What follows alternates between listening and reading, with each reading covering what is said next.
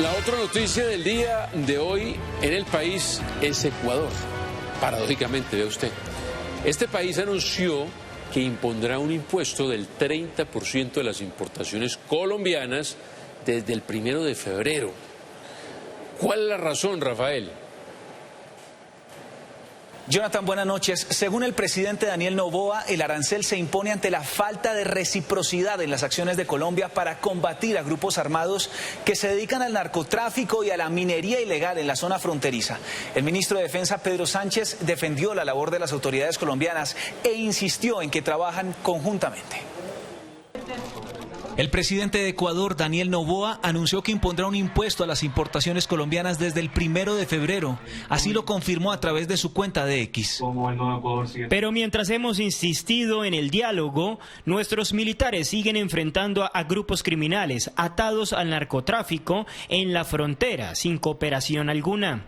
Por eso, ante la falta de reciprocidad y acciones firmes, el Ecuador aplicará una tasa de seguridad del 30% a las importaciones provenientes de Colombia. El mandatario ecuatoriano aseguró que el arancel se mantendrá hasta que exista un compromiso de ambos gobiernos de enfrentar juntos el narcotráfico y la minería ilegal en la frontera. Todos deberíamos hacernos responsables, el vecino país no lo está haciendo, y yo creo que esta medida es una respuesta justamente a lo que está haciendo. El ministro de Defensa de Colombia defendió el trabajo de las autoridades nacionales en la frontera.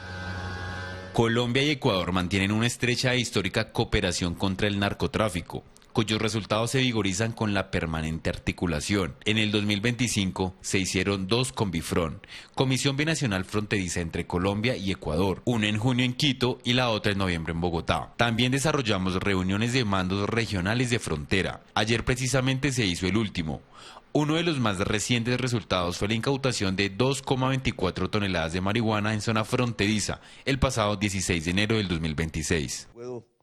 Según cifras oficiales con análisis de Analdex, entre enero y noviembre de 2025, las exportaciones colombianas a Ecuador llegaron a los 1.673 millones de dólares.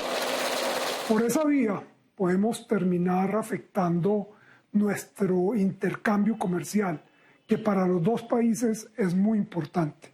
Colombia tiene en el Ecuador un socio comercial particularmente para sus manufacturas, para su energía eléctrica. Y pensar que entramos en una guerra de aranceles, de retaliaciones, creo que no resulta conveniente, repito, para ninguno de los dos países. Ecuador es el 6º comprador de todas las exportaciones colombianas y el 2º en exportaciones no mineroenergéticas del país. Pero ahí no paró la cosa, ¿no? ¿Qué otras reacciones se generaron, Andrés?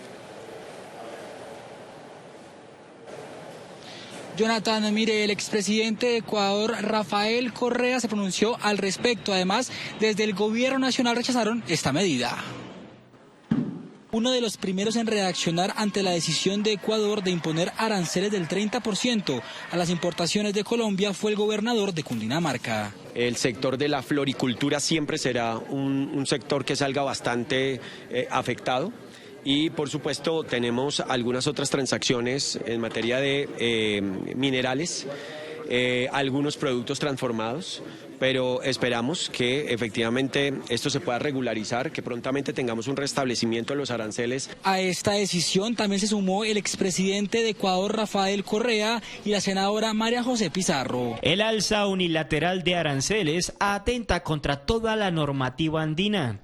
También incumple las normas de la OMC, que permite el alza temporal de aranceles salvaguardas por problemas puntuales, pero de ninguna manera de forma discriminatoria y peor aún punitiva. La paradoja es insultante. Ecuador, en plena crisis energética durante la campaña de Daniel Noboa, recibió nuestra ayuda, aún con el niño en casa.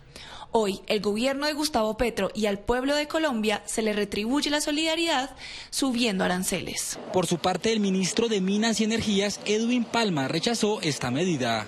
Mantuvimos la venta de energía a Ecuador cuando su sistema más lo necesitó, exportando incluso en muchas ocasiones más de 450 megabytes de manera sostenida, 90% de capacidad que posee la infraestructura de exportación, incluso cuando nuestro sistema estaba pasando por la situación hidrológica de sequía más crítica de toda su historia, debido a los efectos del cambio climático. El ministro hizo un llamado al diálogo entre naciones y no tomar medidas unilaterales.